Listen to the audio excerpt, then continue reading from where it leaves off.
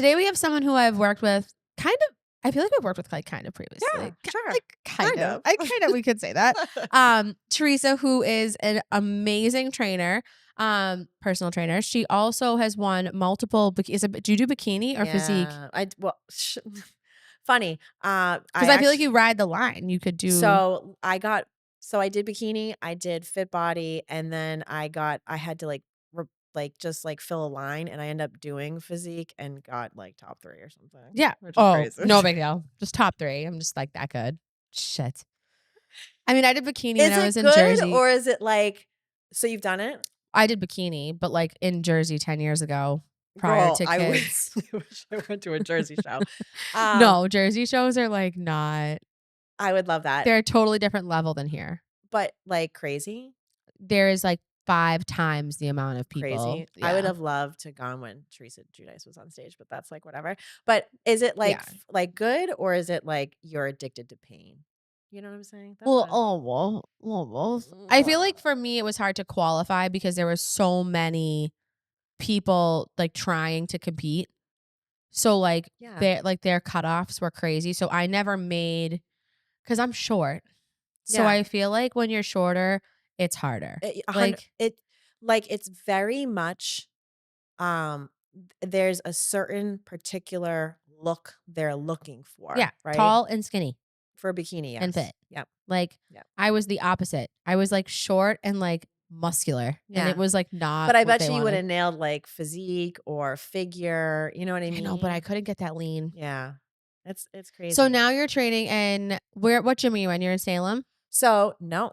Oh, I haven't talked to you. This is terrible. This is oh my God. Great. But this is why I didn't want to ask you any questions. I was like, where is she now? This is why I love this, because I've had so many transitions, and like this year I'm trying to figure out like, what is this all opening to, right? So I was in Salem, and I was working at a gym, and I was coaching classes over there. I built a class called She Wolf. Yeah. That was ladies empowerment. It was getting women to truly come into a powerlifting gym and not be afraid to lift heavy.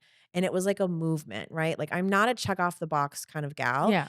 And I wanted, because again, I've had a journey, right? Like being in the gym has helped me build my confidence, not just my body, but it's helped me also build the relationship with what I'm doing with food and my perception of food and the quality of food, but also like the quality of, for lack of better words, like what I use all the time, the quality of me being a bad bitch. How am I going to be a bad bitch today, right? The stronger I am, the more things I want and attract for myself, right? So I created this class.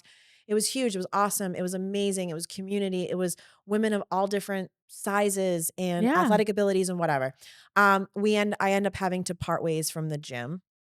I was working at another gym in Peabody, just strictly doing personal training, not doing any classes, and all through my prep last year, like prep inundated with personal training. That's a lot of work. My online business, which is my substantial kind of thing.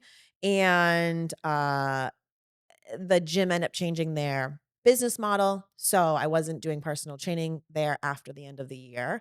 And I'm over doing personal training over at the Body Shop in Peabody, but I haven't really inundated my schedule. I have a couple girls but my big thing has been my online training, which is like helping people obviously with their nutrition, setting them up with fitness programmings, but like getting people to have that BFF. I don't want to say BFF as in like, I'm not like challenging them, but like some of us need that like push. You need tough love. Yeah. And so like I create these programs and I take people from where they are to where they want to be, focusing on like, what's my next 1%, right? Yeah. With everything. So the Fuel Up with Theresa online has been like my biggest bread and, that's my biggest thing right now and what I'm growing. And then what's been great is with having this space of not being inundated with in-person, like just now I started they asked me to do a workshop over at Luna Recovery in North Andover for the women over there, because I'm sober. How is that place? I'm sober. It's amazing. I was thinking of doing a collab with them, but I didn't know anyone over there. So maybe I'll introduce for sure. I'll hook it up. And you're sober, which is awesome. So I'm sober. That's like all the background story is I'm 7.5 years sober. Good for you. I work at the recovery center on Wednesdays, which is where I just came from, and I do a weekly workshop with them about, like last week we talked about body dysmorphia. But it's, for me, again, it's more than just like, what are the feelings? Journaling. It's like dig deeper of like, why, when I'm feeling this way, what are the soul sucking things that I do? What should I actually be doing? Yeah. Where's the disconnect? Why am I not doing it? Right. Mhm. So like, again, my history is I graduated. I'm a nurse. I've been a Yeah. registered nurse for 18 years. I do this business now full time since 2022. But when I graduated college, going into my nursing career, I weighed 85 pounds. Really? Yeah. I weighed 85 pounds going into my dialysis career, which is like Which that's wild. I crazy. was like sickly looking, Yeah. 'Cause you're dialyzing, tall. dialyzing the sick. So I come with this journey, not just like I'm a nurse and I have all my certs and I've done bodybuilding Yeah. and I do nutrition. It's like, no, Have you always had a bad relationship with food? 100%. Me too. And it really didn't start until college. Like Oh, really? high school was like not popular. I didn't really have a lot of confidence. I kind of just See, like mine was high school, middle school and high school. I so grew up with a mom that was addicted to diet pills. it's so So for me, a yeah. Zoom Zoom pill, that's what she called them, Yeah. was like, I'm gonna pop this and not be hungry. Yeah. Great, love it. And then rotted my teeth out throwing up. So Yeah. I was like 100 girl, like, speak. that's why we have videos. I was like, speak my love language. I was just I love this. I was just talking to one of the girls uh who is working on her getting out of her eating disorder, right? Yeah. And we were talking about the scale, whatever. But anyways, I was telling her like, don't focus on that so much. Focus on the things that are going well. I go, you know what? I actually shit better than I ever have. That's huge for me. Yeah. Right? My digestion was so off because it only knew up. It E didn't even know what to do. And then exactly. when I was really in the thick of my eating disorder, I wasn't eating at all. I had no motility. I Mhm. had to train that. So, no, mine didn't start to college. I'll never forget my roommate in college. I left high school, went to nursing school in Tampa. So I was definitely out of my comfort zone and drinking a lot. And I lived in a Yeah. hotel, eating cheesy fries. Nothing mattered until I gained like 25 pounds and I just Mhm. looked like puffy and everything. Mhm. And my roommate came over and she pinched me and she was like, "You're getting fat."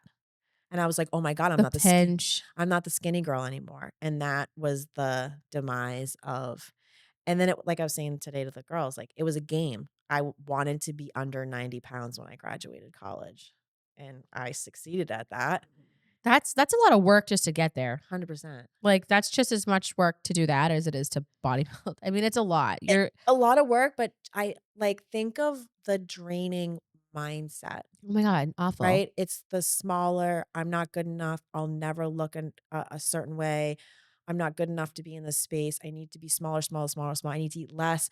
I'm already eating less. I already have no energy, but I need to eat less." The drinking saved me because that was the only thing I was doing. But now that's why I want to teach and empower women. It's not, and I get it. There are people that need to lose weight for health. That's Yeah. fine. I'm here for it. But I think there's a different way of us to be treating that, like looking at our real relationship, not just with our habits, but like what is the relationship you have with yourself? How are you using these things in Mhm. a positive or negative way? And I like, think no one wants to talk about these things. I think that people when they go to these programs, because I mean, I'm sure you've been to programs. mhm, If I have someone tell me one more time that journaling your feelings is gonna be your change all, like, maybe it might help you. But, like, me sitting in a group full of women that are, like, really upset, talking about how upset we are, like, I never thought talk therapy in that way worked. yeah, Like, for me, I would rather sweat my ass off in the gym, and that was my addiction. Like, I 100%. was a cardio queen. Like, Yeah. I loved that's, like, where I lived. That Yeah. was great. Until I realized that you could do a lot more when you lift. But, like, no one wants to talk about what it takes to get out of that. And I feel 100. like you're doing this amazing thing where you're like talking to these women, especially at like a rehab center like that. Well, I think too, again, everybody has something unique to bring if you Yeah. decide to turn your journey into something powerful, right? Like my turmoil into triumph. And what I'm trying to show these women is like, this is what I wish I knew. But like, how are we empower like having the conversations of like, how are we empowering ourselves, right? And what is the context underneath that that's preventing us? So it's some Mhm. like again, last week when we talked about body dysmorphia, I literally started the workshop with we're not here to journal. I'm not giving you journal Yeah. prompts. I'm not telling you affirmations. Don't get me wrong, those things work, but let's dig underneath the body dysmorphia of why we're doing what we're doing and why do we feel the way that we feel, right? again, for me, I know when I was doing the less than thing, I was self-punishing myself because I had no confidence, right? Mhm. I didn't feel good enough. So it's like digging through that. And then, like I said, we made this list of like, what are soul sucking things that we do? Like depriving ourselves, binging, blah, blah, blah, blah, blah. And then we wrote like, what are movement, going to the gym, Mhm. getting outside, walking off your anxiety. I just talked to somebody last night after my NA meeting talking about the anxiety within like new sobriety and recovery. And I'm like, do you walk, do you just like, do you sit in it or do you go for a walk? And he's like, oh, I kind of just sit in it. I'm like, go for a walk, move your Yeah. body. Like it's understanding, it's asking myself why, and then what can I do in a healthy manner? And and yeah, and getting women in a room to like be honest and vulnerable and share like that's how we created the list. It wasn't me telling Yeah. them what to do. It was popcorning off of each other and then other women be like, "Oh my god, I feel that way. Oh my god, I didn't know that." And it like produced such a lovely conversation to dig deeper into like the things that we're doing. Again, like even today like when we're talking about nutrition and building a plate, we talked about binge eating, right? Like binge eating isn't just like a characteristic. It's looking at Yeah. how do you treat your day, right? If I'm Mhm. sacrificing in scarcity all day, it's a natural human habit to be hungry. And guess what? I'm not Yeah. like, let me make this salmon bowl. No. I'm like in the cabinet, like I'm not like, you Anything. know what? I'm gonna wait 30 minutes. I'm gonna make my salmon and make my Yeah. balance. No, I'm going No. in, I'm ravishing. And then it's that constant guilt and shame, guilt and shame. Why am I doing this? Guilt. So we talked about like, what's the 1%? What can you do to make this 1% better? I love that.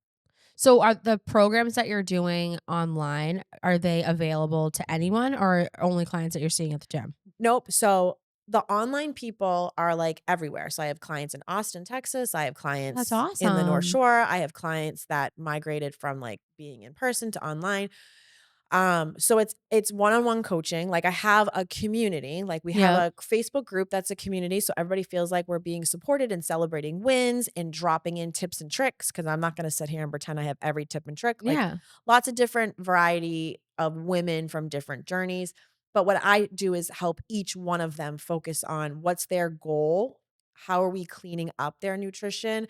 Not just with like actual nutrition, whether tracking macros, lots of different ways to do that, but focusing on where's everybody at and how do we make this Mhm. better? And so I'm working with them one on one to clean up their nutrition to feel empowered for their whatever their I goals love are, it. right?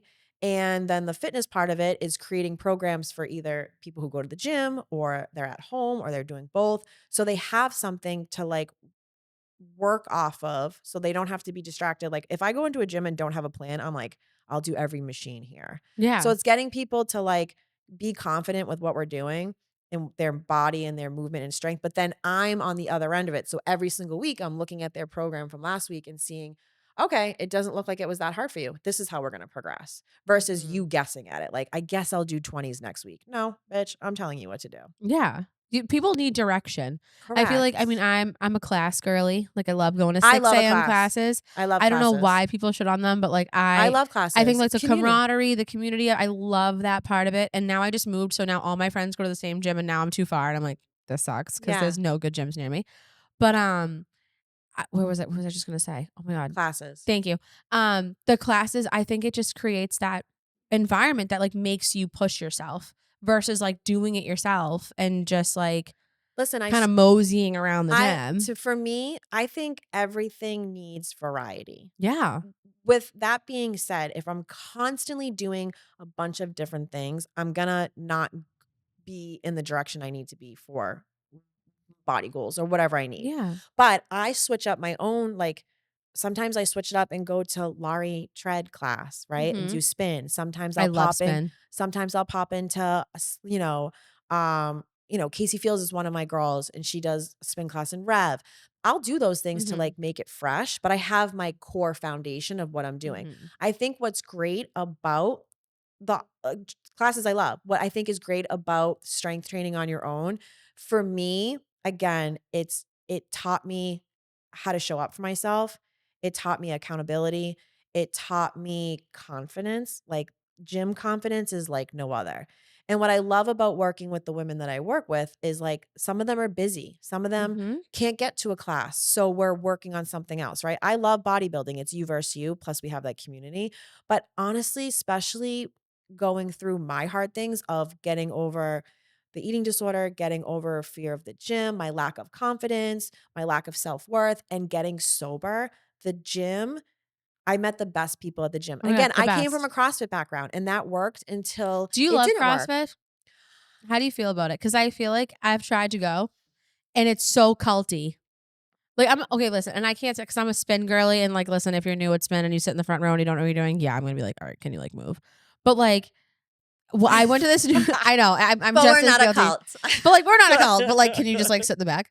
No, but I went to this new gym. I'm actually trying another one. But I think now because I'm pregnant, they just like don't want me to go to a CrossFit gym anyway. You're They're too like, much of a yeah, they're liability. like, oh no, we don't want you like throwing weights around. I'm like, all right, whatever. But Listen, they're kind of culty and they don't. I drank the CrossFit Kool-Aid for a long time Yeah. before I got sober and a little bit after I got sober. And I have to say, like, it worked, right? It worked Yeah. until for me, it worked until it didn't work. I needed something different. And the funny thing is, I was pushed into something different.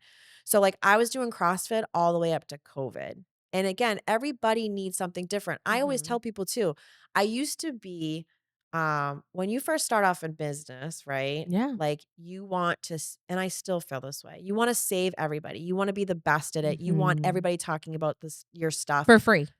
You'll do it for free because you want people for to talk about you. free. But you're like, oh my God, no, my program's the best. I'm the best. I'm the best. I'm not the best for everybody. No, exactly. And I have to be okay with that. But CrossFit worked until it didn't, right? And like I said, COVID happened. My friend who I met at a gym 10 years ago was a big bodybuilder and he saw me online and he was just like, girl, like you've come so far from, what he saw. And he was like, you would benefit from bodybuilding. Let me teach you. And I so love I would that. go to his warehouse and he taught me bodybuilding. And for me, I loved it. I wanted to have this relationship with myself versus constantly depending on other people's energy, if that makes sense, Mhm. because I was new to sobriety and I was working on my sobriety and my addiction and I wanted to be more addicted in a healthy way to When did myself. you leave nursing? So I left. I feel like I did it in a very strategic way. I 2022 I decided to cut down to 2 days a week. And then 2023, they were like, what are we doing? Which they were awesome. I worked for a great company. They're like, you can come back anytime. And I was like, you're right. I'm really diving. I'm busy. The business is Yeah. busy and it's financially supporting me, which is amazing Yeah, that's considering awesome. coming from a nursing career. And so 2023, I officially pulled out of nursing. How did that feel? Weird. It's losing my identity Yeah.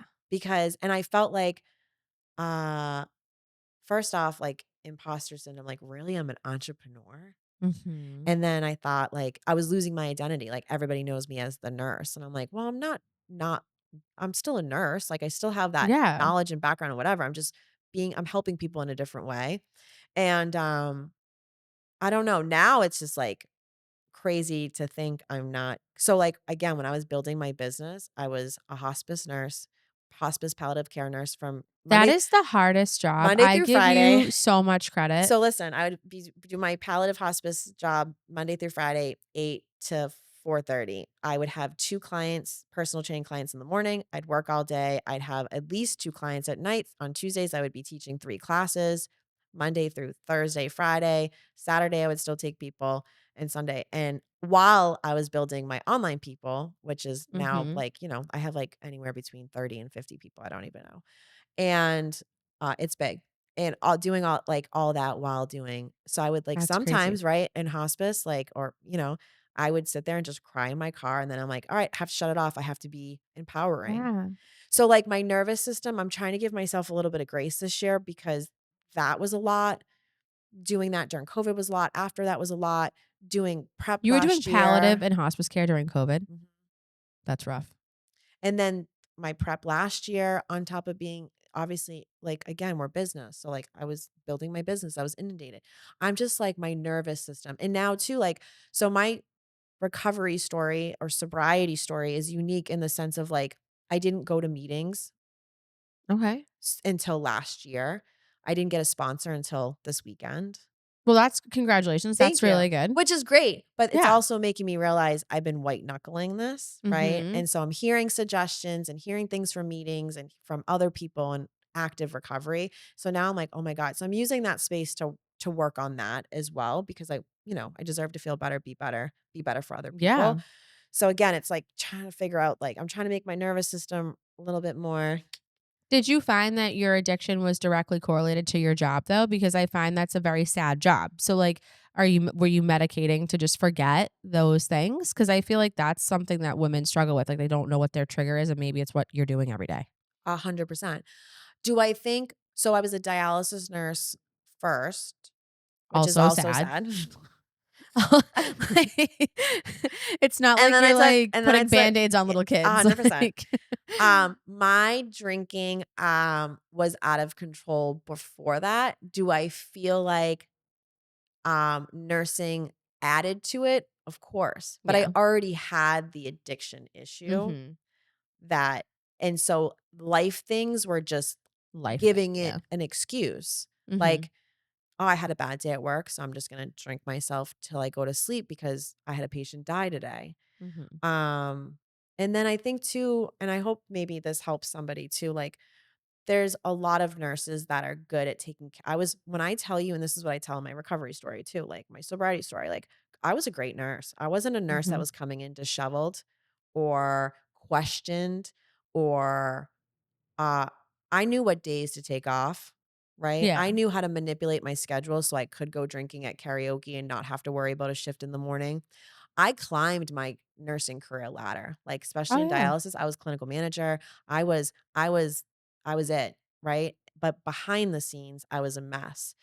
And I was really good at taking care of people and not good at taking care of myself. And we don't talk about it enough because I think nurses are afraid to bring that up because they're afraid to lose their job or like the Mhm. stereotype of it. So part of why I share my story is like like you said, go back to what you said. A group of women or even talking to one woman being vulnerable can make you want to do something different for yourself. Yeah. And you don't need to be out here like I am screaming from the rooftops of my journey. But I hope because I'm doing that, it It helps helps one someone. person to be like, God, I can change my story. Yeah, I think that nursing I work with nurses, like, every day, so Yeah. that's, like, my thing. Mhm. I think that nurses, they get stuck in the day to day. 100%. 'Cause you're patient overloaded, you're constantly going, things are changing, there's more charting, it's all of these things, and the stress is crazy, and they don't know how to take care of themselves. And there's, like, that old saying that, like, the sickest person is a doctor, the guy with the broken down car probably owns a car shop and fixes your car, like, you never do the things that you preach a lot of the times, 100%. but, like, you have to have a different outlet, and I think that, you know, for me, why I wanted to do these business spotlights and talk to different people was like it it may not have anything to do with like the show that I normally have, but like hopefully it helps one person and like they reach out to you and they're like, Yeah. "Hey, Teresa, I saw you on Alexa's show." Like I think that people just need to find that person 100%. I because it's totally so agree. hard. Um, it's so funny you say 100%. And I love that. And I think that's so powerful because I think it yeah, it just spotlights other people. So But I also think you leaving nursing to do a fitness career is an extremely risky thing that most nurses would be like, "What the hell are you doing?" but I bet you most nurses are feeling burnt out Oh, that they yeah. have no other option but But I think that a the lot of nurses, grind it's the of money. It's like they 100%. don't want to lose the consistent income. Mhm. And going from having a job to owning a business is a ginormous risk. I Yeah. mean, between insurance and, your back end, how to figure it out, how are you marketing clients, how are you paying for things? All of these things are just as stressful as probably you being a nurse, 100%. but it's like you're doing it for Oh, I'm yourself. So it's a spiraling every day. yeah, like, every So, day's a like, crisis. I think I every call Nick and Josh, like, 3 times a week crying over some stupid shit. every day is a crisis because I constantly feel Probably. like, I'm failing at this or I'm going to fail at this or like, "Oh my god, what happens?" The what ifs, which is Yeah. which is like craziness, right? Or like, what if this doesn't end up being successful or something like that? What if this turns around and it's like a failing business or whatever? And it's like what I think is, and if anybody's like taking a chance on themselves or in the midst of taking a chance and you're a nurse, like what's the best my best plan B is a job that I love. I love being Yeah. a nurse. I love the company I work for that would welcome me back. And there's so many plugs you can do with nursing, which is great. But I think going back to I think what you were saying with like nurses being like overwhelmed. I mean, I feel like most nurses now aren't even able to be a nurse. You're not. You're too many You're patients. too many patients, you're too much paperwork, all the things, which I get. But that's what I loved about being in palliative care and being in the patient's homes is like I had the time to sit down and get to know, and even in dialysis, even as Were quick you as it with Care was. Dimensions? Yeah. Were you really? Yep. So Care Dimensions, I shout out to them because that company is They're unbelievable. amazing. So my grandparents all live at my mom's house. Mhm. So we had Care Dimensions for my grandfather when he was like at like pretty much the Yeah. end. I have never met a group of nurses that were so nice. And not to say like I work with nurses all day, like you guys are nice. I get it. But like they were like out of control nice. Like 3 in the morning, something would happen and would be like one would text her and should like be at the house in like 5 minutes. I think what's great about Care Dimensions is the funny thing is what I always said about being there is like I never met anybody in Care Dimensions that hated their job, which No, is and you they're don't see all that. so nice. And as much as we work really hard, obviously, you have to be a special person to do that. You have to have some kind of um purpose behind it, maybe your own personal story. For me, Yeah. I didn't have like a hospice because they ask you that in the interview process. Yeah. Like what's your and I didn't have that, but I was passionate about being able to take care of these people from what I had to do for end of life conversations with dialysis patients, right? Yeah. Um And just because but they're hospice doesn't necessarily mean they're dying tomorrow. I think people have the misconception like once you go on hospice or palliative care, like the end is in a week. And that's not the so case a lot of the time. what we like to that's what I loved about being on palliative is teaching these clients like or patients like what they could get out of hospice early. Yeah. So again, we want patients to get on hospice earlier because research has shown it keeps them their quality of life better, which makes them live longer. Most, Yeah. More high comfortably. percentage, whatever.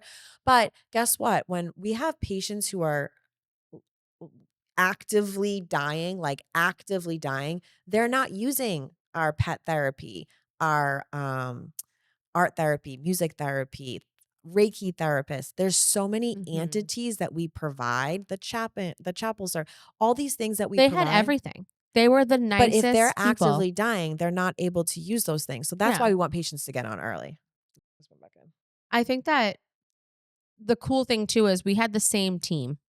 So it wasn't like if you went to a hospital and they shift change and then there's a different like Yeah. everyone's schedules are different. Like we had the same team of nurses that would come in and like we knew their schedules. So it was almost like they were part of our family. Yeah. Like they knew my kids' names, my kids liked them. Like if they had like the phlebotomist come for blood draws, like should show the kid. Like it was very like involved with our family because like there's 5 elderly at my house. So like there's 3 different care dimensions teams at my house. Like sometimes at the same time, you Yeah. know?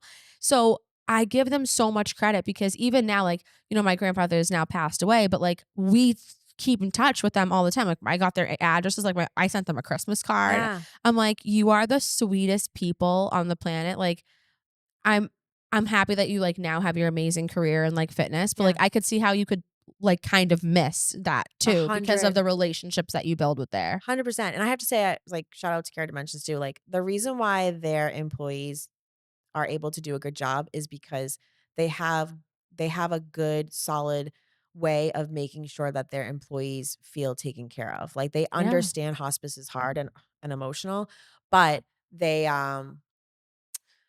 they do a good job of making sure like, I'll never forget my very first manager there, she was amazing, and I had a really hard case, and she knows I'm super emotional and cry all the time, and she called me into the office just to be like, "I just wanna know how you're doing. That was really hard. I'm really proud of how you handled it, the situation, blah, blah, blah," and, like, reminded me, like, my thing was, like, if not every little patient was going to heaven in this cute little box with a bow and whatever, and was like, "Does that" and she was like, "That's just not how people die sometimes," right? No. So, like, just even having those conversations, like, I wasn't on a hospice team, so I didn't get, like, the chaplain and like, the team building Mhm. kinda thing at the end, but I remember shout out to Chaplain Bob. He's like my biggest fan on Facebook. I love him. And if Chaplain Bob thinks I'm doing okay in life, I'm going. Yeah. I told him he's my fast pass to heaven, like I Disney. love it. But anyways, I had a difficult case, and I just reached out to him, and I was like, "This is what I'm struggling." And he had a conversation with me, and it made me feel So better. real. Just a So real like person. 100% real things like that.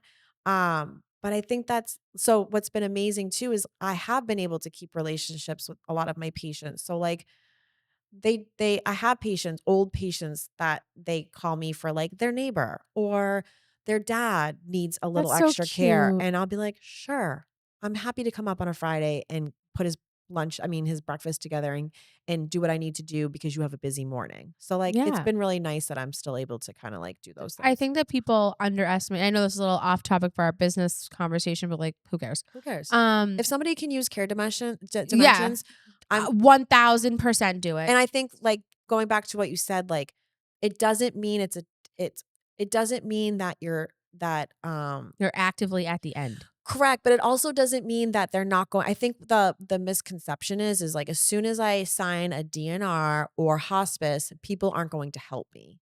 And then I also think too It's to the that. complete opposite. I also think to that too is they think they sign on for hospice and it's like, okay, so you're just drugging my Correct. family member until they can't move. Correct. I No. never noticed that. I mean, my grandfather was violent. He was. He'd Yeah. get up and start just punching things and he didn't know where he was. He had severe Alzheimer's and dementia and he was fearful, so he was aggressive. Yeah. So like, yes, did he need to be medicated?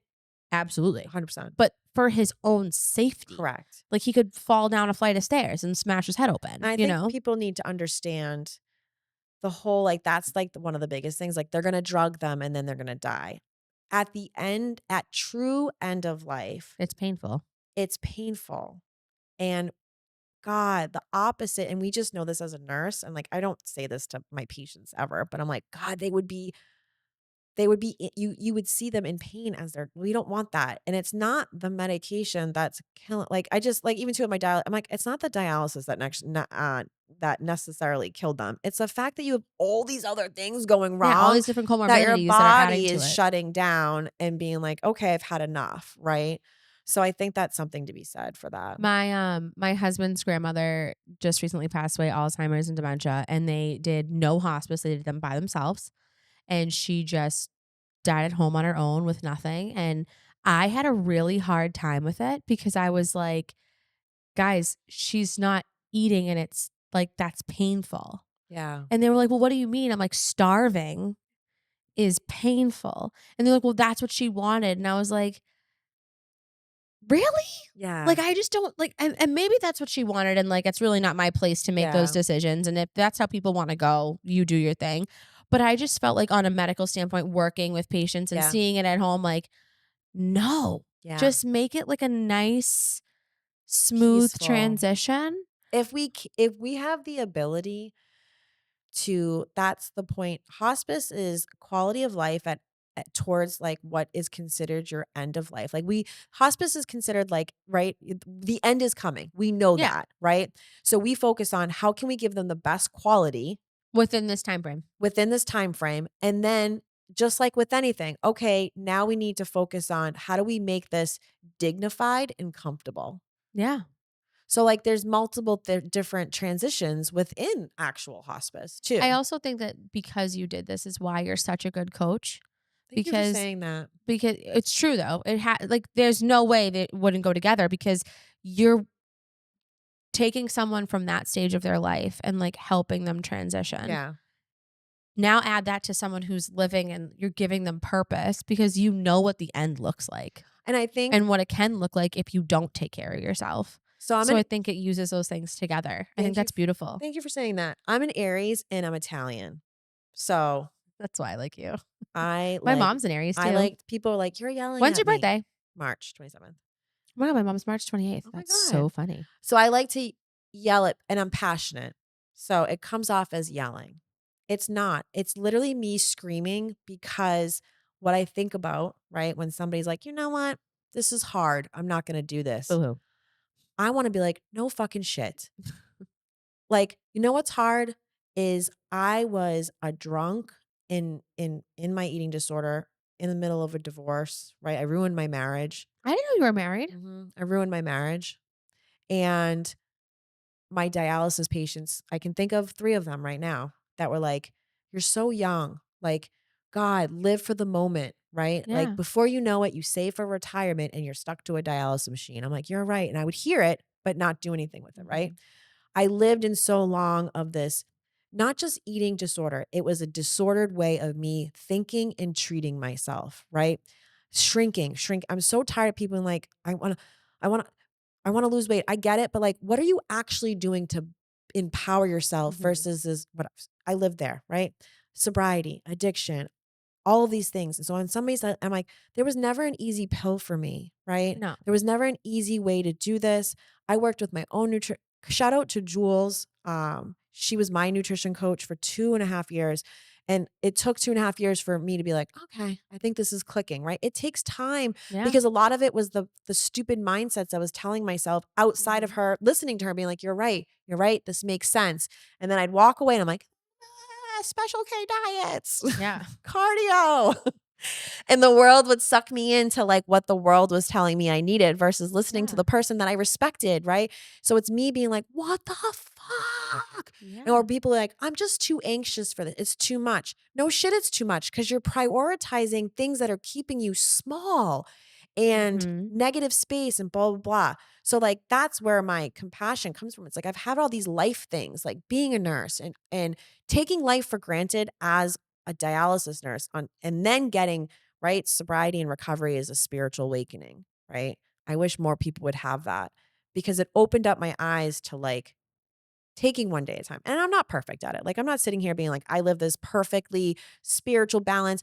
So I have a different coach for this year to build some muscle, right? Like a strategic muscle building.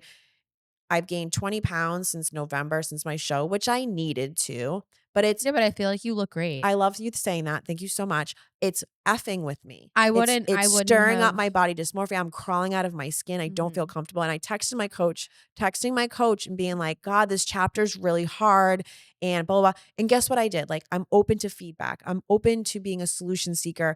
I love that I can talk about that. We come up with the game plan. She supports me, but she's not going to let me sit in it. I looked for a therapist that would help me with my anxiety, my addiction, Mhm. and my body dysmorphia because that shit's coming up again and I'm aware of that. It's like, let's do something about it. I think people are scared. That's why they don't do that. They're too afraid to do that. I think I mean, I work with moms too that are like I work with a lot of moms that have addiction issues, body dysmorphia. I mean, I am like maybe the best slash the worst person to talk to about it because I struggle with it, but yet like I know But I how to think get you out of it. that makes you real. Yeah, like I'm not That's gonna sit here and tell you I'm perfect, but like 100%. I also know how hard it is when you have I think pregnancy for me, I do a lot of pregnant women, right? So like if you have these problems and you're pregnant, it's hard because you don't have any control, right? Correct. So you're gonna gain weight no matter how hard you try not to. As you should. You're going and you should eat something like feed your baby. Like people look at it like, oh, I don't want to look big. And I say it every day, I'm like, oh, do I look huge today? Like I was 225 pounds when I had Sophia. Wow. I threw up every single day. I had hyperemesis. I wasn't just because I'm bulimic, Yeah, which it was kind of funny that it happened, but whatever.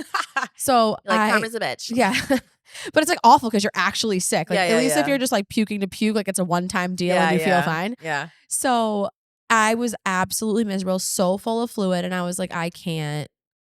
Like I understand why moms like lose their shit 100%. in this, and like we need to coach moms to be like, hey, it's okay. Like you need to think not about you and what you look like right now, and switch it to like what your baby's doing. And it's a really hard time 100%. to switch that on and off because like even now I personally cut my routine at the gym because I've my first pregnancy I lost really late, so I get nervous like the first 20 weeks. I'm like, we're not gonna lift. Like Yeah. I'm not gonna do cardio. I'm just gonna like chill, go for walks, Yeah. like keep it simple. That's just me. Do some of my clients literally lift their entire pregnancy and they're Yeah. crazy doing cross the whole time? Fine. But where I had a late term loss, I like to wait. But now I'm like getting back to the gym, doing my thing. I love F45.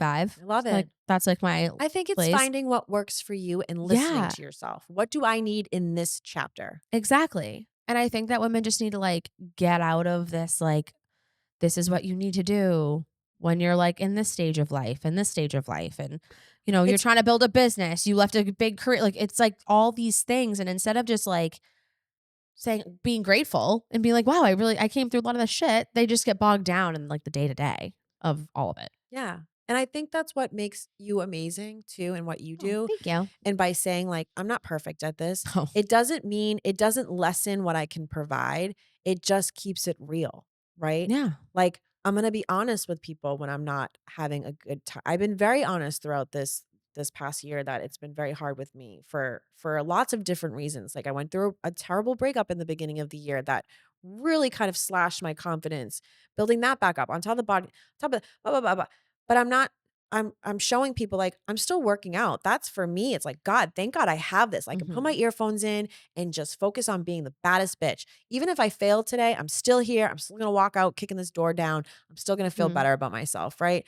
I think it's being vulnerable to that. And I think what we need to do and what you were saying too about like different things for different women, like women need to learn to like listen to what they need, but they also don't know what they need, Oh, I right? have no idea. So like even today when I was talking to the women about like balanced nutrition, it's not wild to me. It saddens me that we don't know how to eat, right? And it's Mhm. like even too, I tell them like I posted today a recipe, like a guilt-free cookie. And of course my coach is like, "Of course you didn't post like a 30-second recipe. You're talking for 3 fucking minutes." And I was like, "Well, I want to teach the lesson. Like I'm not here Yeah. saying don't have the cookie.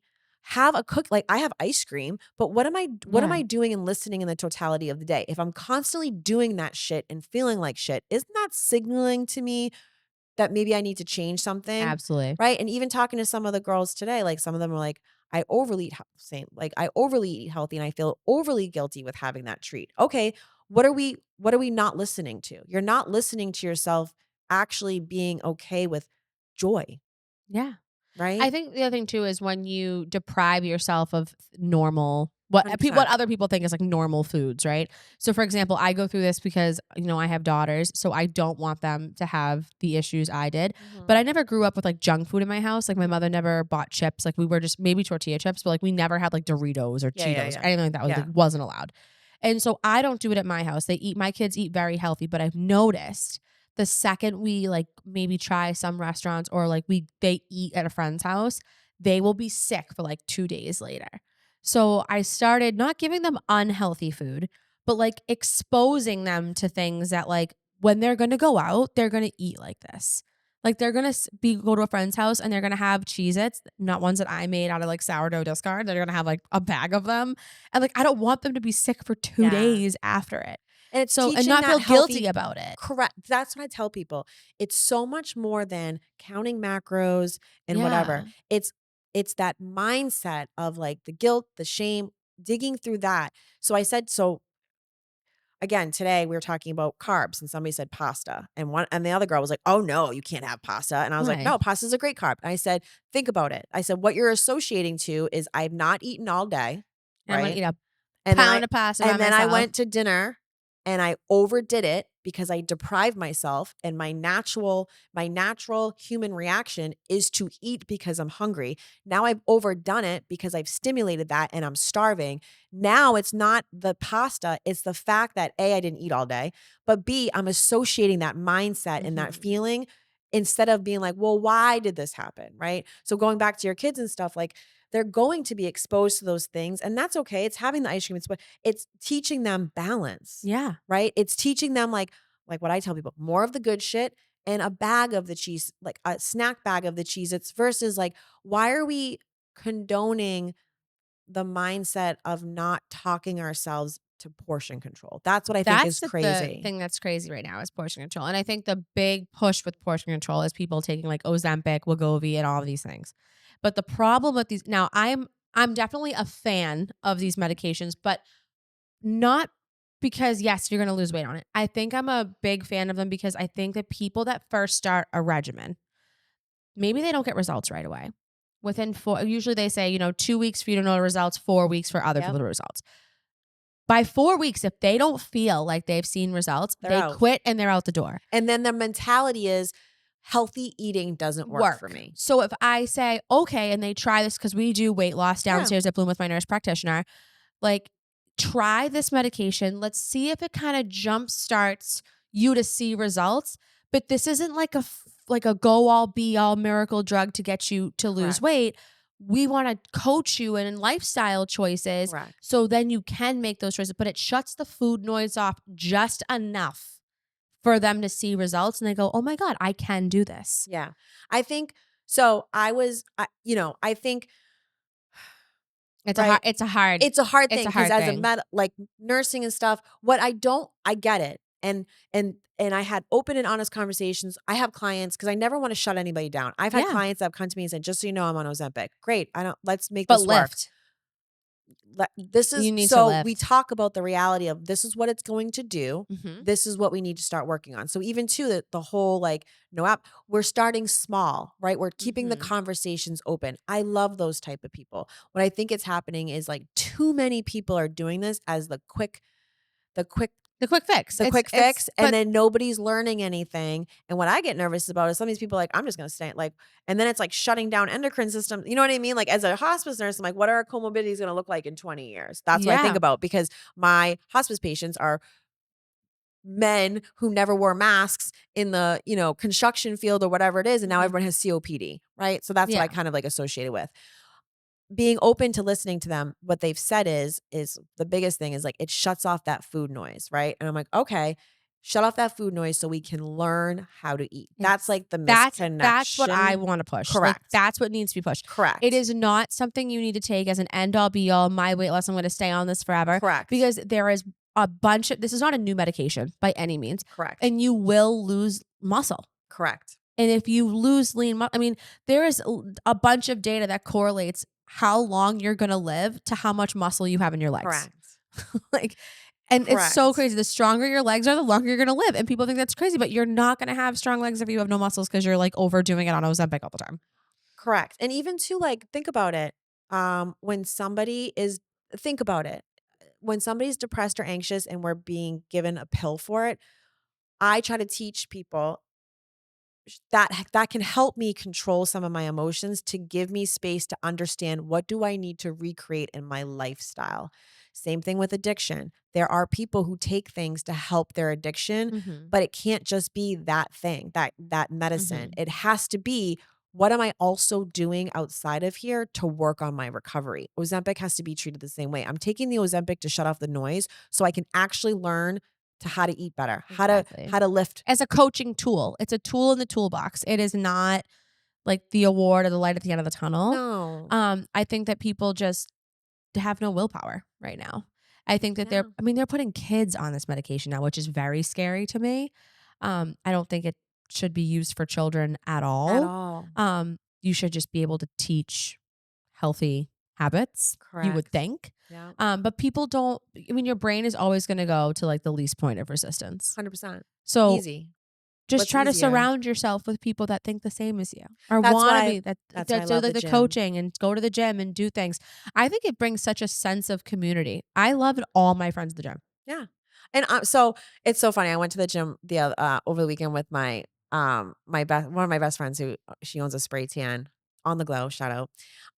And we Ooh, went to I the like gym and she was laughing at me and I was like, she hates the gym. I love being at the gym. I always meet a new friend. She's like, I think you're the only person that will like show up to a Y and walk out of here with 3 friends. Like I go to, Blink in Beverly because it's right near my house. And I, as much as I'm working out by myself, oh my God, I have met the best girlfriends people. there. And that's what's great. Like even to like, if you're social, just because you're not going to a class doesn't mean you can't meet new Yeah. people. It's just talking and putting yourself out there and being open Yeah. to it and surrounding yourself with like-minded people, right? Mhm. Most people in the gym want to see the next person succeed. We just have to be So open how to are it. you planning to scale your online? Is that your focus right now is online coaching versus in person? Because you can Correct. effectively coach more people. Yeah. How are you like marketing that? What's your strategy? She's like, I don't have one, I was like, Alexis. if my business coach is watching this, I'm working on my. She's like, I know I have that plan I was supposed to do.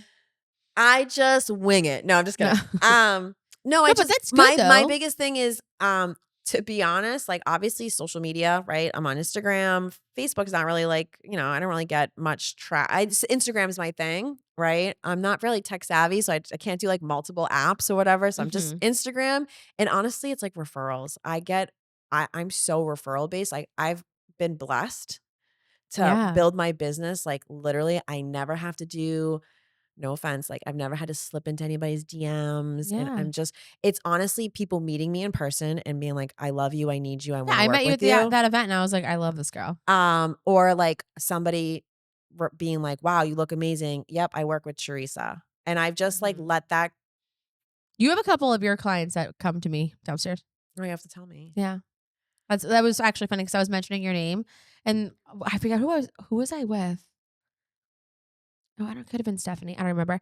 I wrote it downstairs because I was like, Yeah. I wanted to remember. Oh my But they were God. like, oh my God, you're interviewing all these people. And I was like, yeah, I know this girl Theresa. She was like fueled up with Theresa. And she's like a coach. I'm like, I think she has like some she-wolf class that she used to do that I was going to go to. And they were like, oh my God, we know her. We've taken her class. And I was like, oh, okay. Oh, I love it. Oh my God, Yeah. so fun. Yeah. No, that's literally how I've been marketing and just like trying to keep it. Honestly, it's like just trying to keep it. I'm not, my best friend Jose says all the time, he's like brush your hair before you like go on the gram. And I'm like, I'm just showing up as I am. I'm not like that influencer girl that's like, come, here's my shy girl. No, bitch.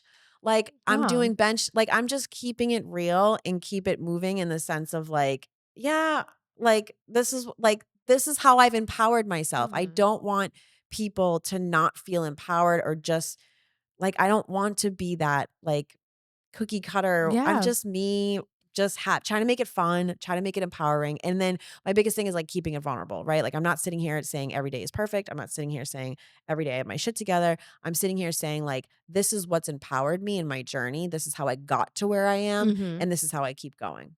So what's your advice for someone that maybe is a nurse, or maybe is interested in getting into like the health coaching space? What are some things that you think that they should do or you would recommend for them to do to kind of like jumpstart their own coaching business? I love this. Definitely don't pull out of nursing right away.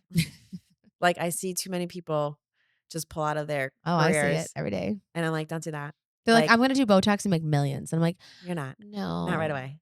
But don't do that. So like stay in your, like I stayed in my job for a while. I mean, it's a lot. Be willing to sacrifice. Like I've sacrificed a lot of time, but I've been able to build what I have, right? Get into places, like find your niche. So like getting into the gyms, talking to people, being approachable. Like it sounds stupid, but like be approachable. Like if I'm out here just doing this ass workout with this freaking legging stuck up my ass, I'm not attracting women that are going to want to work with me, right? Like be approachable. I think the leggings and people that they wear now, I'm like, why are you half naked at the gym? I'm uncomfortable. I think, is it weird? Is it weird for you? I mean, I feel like very weird. Time out. You like always look good though. So Stop like, it. if I looked like her and I was tall and had this like banging body, like I'd probably wear thongs. Girl, to the I'm gym spiraling. Too. Thank you so much for saying that. Yeah. So funny. So like I was literally like, while we're being honest, I was like I was in it, my head in it. Yeah. But I was also like, my hormones have been completely effed up since coming off of prep. So like TMI, but like I was just spiraling, body dysmorphia, all the things. I was like day 2 on my heavy ass period, right? So I but my upper body looked great. So I had this really cute, like crossy sports bra, but I had like sweatpants on. Like I don't care to wear, they're from Amazon with shorts underneath. Like I did look homeless. Who cares, right? When I tell you, these boys are like, I don't care. I was like, I was spiraling. Do you think I care that you weren't attracted to my Instagram today? Yeah, I'm trying not to lose 2 liters of blood and my sanity. Fuck off, friend. I feel like the gym, it's turning into a fashion show. And then I also said, you can still still see my ass through my sweatpants, so I'm doing something right. Yeah. Like I mean, you look good. Fuck off, guys. Yeah. And the girls were just like, show say anything to you really, like in person? Friends will be like, girl, what do you? And I think sometimes they think they're helping me. And I'm like, you don't understand where I was that day. Right? Yeah, I know. So I don't care that I'm on Instagram with my sweatpants on. I remember right before I got pregnant, I was like, just in such good shape. Like I was like so pumped. I was like, great. Like I didn't exactly plan to have this baby. I don't plan for any of them. They just happen. It's great. I love it for you. Yeah, Rob and I, whatever. It's fine. It's just we fun. just like Yeah, it's fine. Whatever. My kids are awesome. I make beautiful babies. It's fine. But like, I was in such good shape, and this girl goes, "Hey Lex, guess what?" And I was like, "What?" And I was like running back into a spin class. She's like, "I can tell you're getting results." And I was like, "Oh, thanks." She's like, "Your shoulders are pointy." And I was like, "What the what? Who says that?" But were you see, for me, I But was for like, me, I was like, "Thank you so I was like, in my head, I'm like, much." "Thank you. Thank you. I Yeah. needed that." And then And I was I like, and then I lifted harder the next day. But my friends were like, "Yeah, who says that? That's crazy." And I was like, listen, if someone told me I had pointy shoulders every day, I'd be so excited. I was like, 100%. now they're fluffy. They're not pointy. They're fluffy. And like, we're getting back We're all, there. it's all good. But I think that's the other thing we have to do as women too is like instead of being like, "Oh my god, it looks like you lost weight." Like start using I tell the girls like start using empowering words with ourselves but also how we communicate with others, right? Like I tell people like, "Oh my god, you look so strong. Yeah. Your upper body is like, banging, whatever." Like, yeah, that's what I want to hear versus like I'll never forget one of my patients. I was like right before I did my prep, one of my not patients, my clients was like, "Oh my god." Like I was trying to intentionally put on some kind of weight before we did our like prep cut. And she was like, "Oh my God, this is like the thinnest I've ever seen you." And I started crying. I was like, "I'm bulking." You're like, this is my sick I was way of like, being. "What?" I'm supposed and the Kobe was there and he was just like dying laughing because he knew. And I was like, "I'm in the middle of bulking season. What do you mean?" I was You're like, like, I'm eating so much food what right do you mean now. this is the thinnest I've ever looked, right? You just and two, like I try to be careful too, because I never want to if somebody's not doing it in a healthy way. Like that's all like, I don't know. Oh Like yeah. I just like I always say, like, you're glowing. I hope you feel that way. Yeah. Right. And sometimes that prompts a question of like, well, I really don't because I'm doing X, Y, and Z that's not really healthy. And then it's like, okay, well, how can we turn that around so you feel Yeah. empowered? Right. So you actually feel glowing. But yeah, like even today, the girl I was coaching today, she was awesome. And I said to her, I go, I hope you are not offended by this, but I was like, when you first came to me, you first started, you were slumpy. Your energy was slumpy. And I now like that word, slumpy. slumpy. And now she is so confident. And I was like, look at your triceps on a lower body day. Like we weren't doing Yeah. upper body. And I was like, look at you. And she's like, thank you for saying, let's like empower each other. Yeah, we have to. We have to do better. Yeah. Well, where can everyone follow you on Instagram? And like, where's Yes. all the things that everyone can follow you on? The biggest thing would be obviously Instagram. So Okay. it's at fuel up dot with Theresa. Facebook, I'm on Facebook as Theresa Coughlin. But yeah, honestly, I love connecting with people. I think the best things I get are messages from people being like, "Hey, this really resonated with me," or "Hey, like you posted this 6 months ago and it really changed how I've been doing things," or even people just reaching out and being like, "Thank you for making me think about my relationship with alcohol." Like, I Yeah. don't think everybody has to focus on sobriety. Everyone's journey is different, but I think a lot of us can reevaluate what we're doing with drinking. So I hope that helps people. So like Yeah. I just love connecting with people in general. So those are like my I two love main it. Well, I things. was so happy to have you here today. Thank you And I'm for going to have you again. I think we're going to do like a full, I think we'll do like a full episode on like different things with you because I feel like you're so fun. Oh my I'm so god. excited. Thank you so much.